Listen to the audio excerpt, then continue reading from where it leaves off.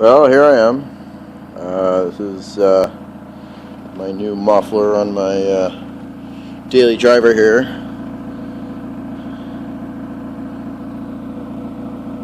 Sounds like stock again. About a week and a half ago I had my muffler stolen from Hinsdale. I was over there with my daughter having her checkup there, and come out and car's sounding pretty loud here, but got that new exhaust in there, and I need one more clamp there to get one of the little leaks that I got in the back there, but other than that, not too bad. Sounding pretty good.